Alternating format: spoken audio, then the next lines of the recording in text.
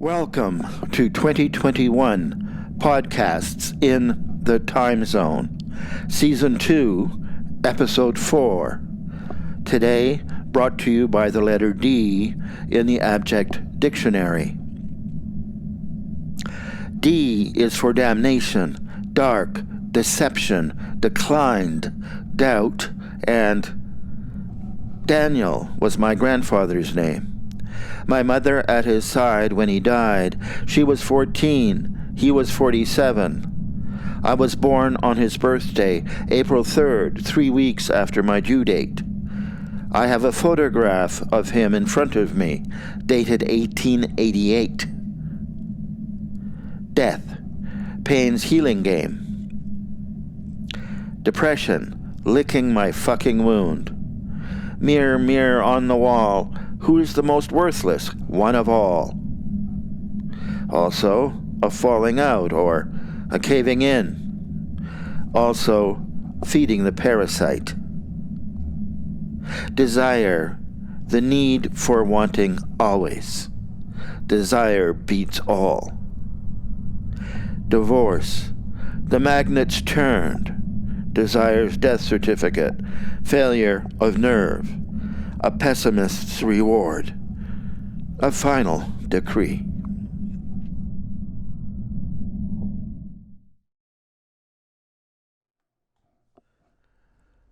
There is too much death for 2020. Time does not care whether it's COVID-19 or covert militias that kill. Funerals, now just a memory, hoping to see your grandmother through the glass before she breathes her last. Families are repulsed by the lineup of refrigerator trucks for racking the dead, the living left with no place to take their viral remains. The cemeteries full to bursting, not deep enough to take all this mortality, and no hell hot enough for the unmasked, needing beds to die in all the same. Healthcare workers pay no mind whether you walk on the sunny or the dark side of the street with the shady national police in rental vans for the still breathing, as if it was possible to take away reality, captured on every phone, rolling digital video. Death is no secret. We can see it all in slow-mo, all those guns, all those aerosols, all those bodies. At home, I do not pray. I live in another country, afraid of all the violence. There is too much death so close to where I live. I shelter in my apartment, listen here to jazz hymns, like Haydn, like Peterson. Here, Webb's arrangement takes pain, washing it in the water, brings solace to the river, the one we all will cross.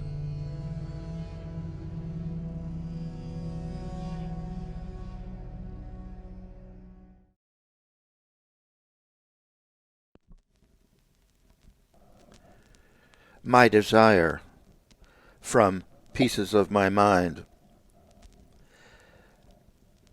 I want, says Henderson in Henderson, The Rain King by Saul Bellow. My desire drives me to work every day, and it ain't in no Cadillac. I want to say something. I want to write something. I want to read something. I want to make something. The need for wanting always is the name Gertrude Story gave to a short story collection.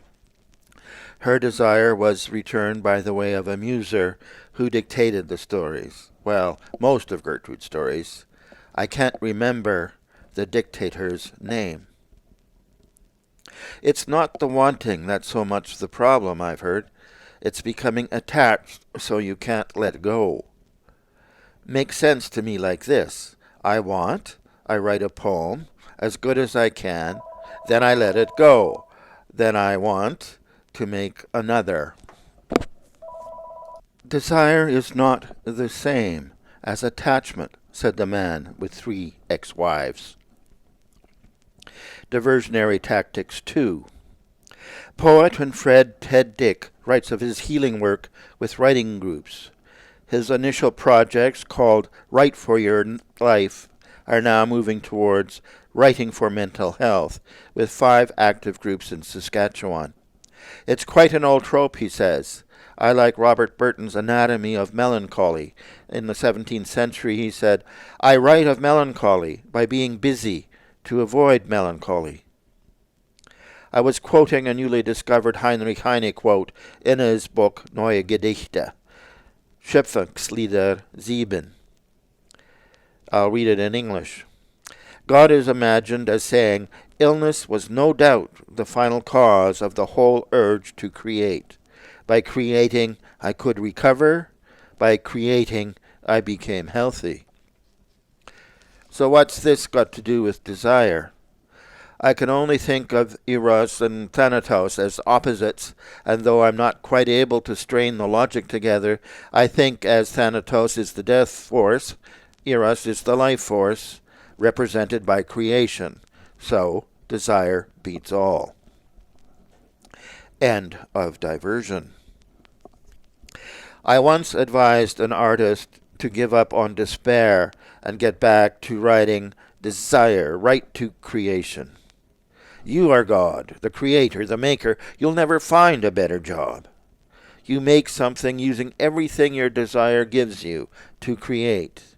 You put into the world something that didn't exist before your wanting, then thinking, then making. Without desire, your imagination withers.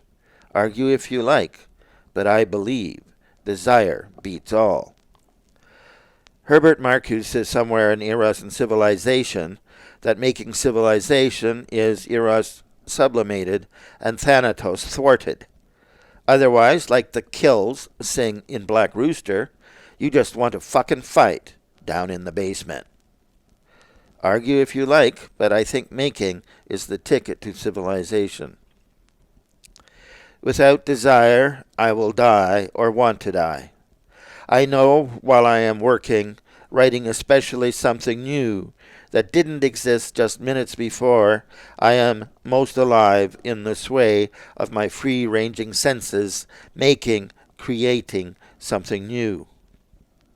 If that last thing left you can do is to keep creating, creation will sustain you. Creation is life-sustaining. I Get This, put succinctly by Tom Allen on CBC, speaking about Mahler at the end of his life. I hope my family and friends do too. This is Victor Enns, who has been reading My Desire from Pieces of My Mind. Thanks for listening.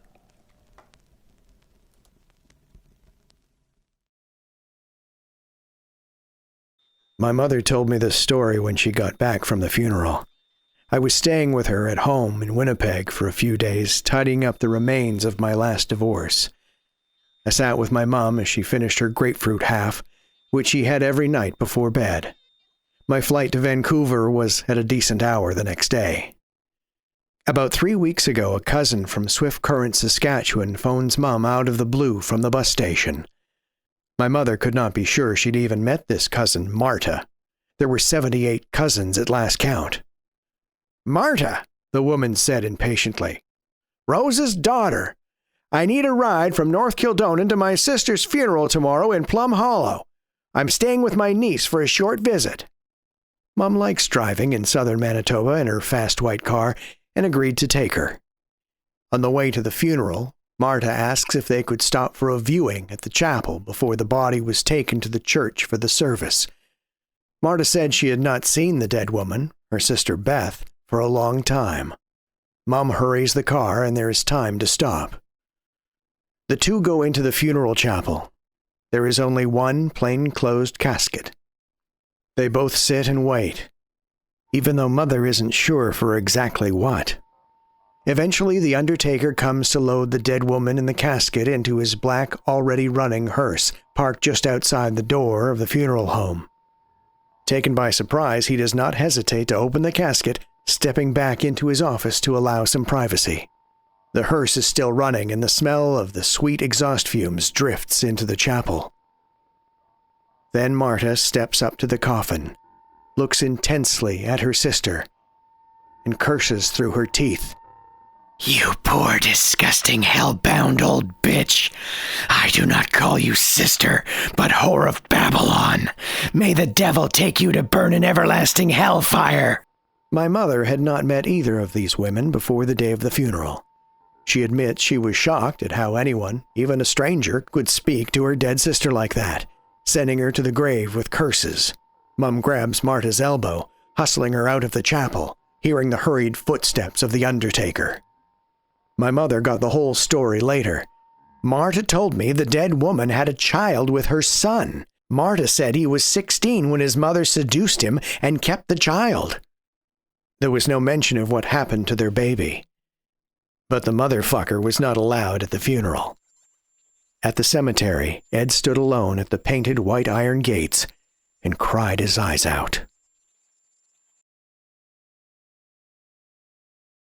He was the kind of guy who shelved his Descartes before his Horace. He was the kind of guy who knew the difference between Roland Barthes, John Barth, and Karl Barth, taking a clandestine pleasure in the text comparing them. He was the kind of guy who thought there should be a 1 to 10 scale from gutter snipe to elitist. He was the kind of guy who would only support nuanced name-calling and mudslinging. He was the kind of guy who bought lottery tickets and never checked them. He was the kind of guy who had an empty folder labeled erotica on his computer. He was the kind of guy who was his own best imaginary friend.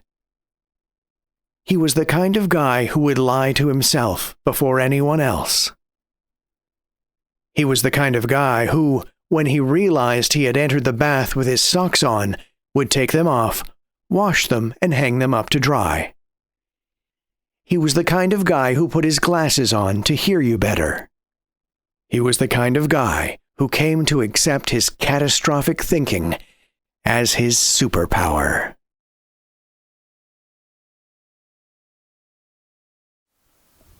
Here's some shrapnel from the Jimmy Bang Blues Project.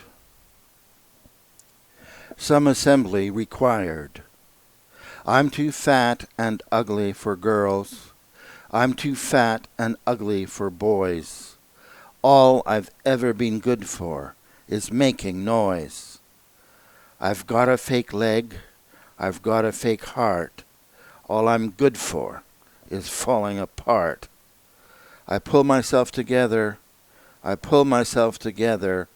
I can reassemble. But you? Will you remake my heart? Dog Day. There has been a mistake.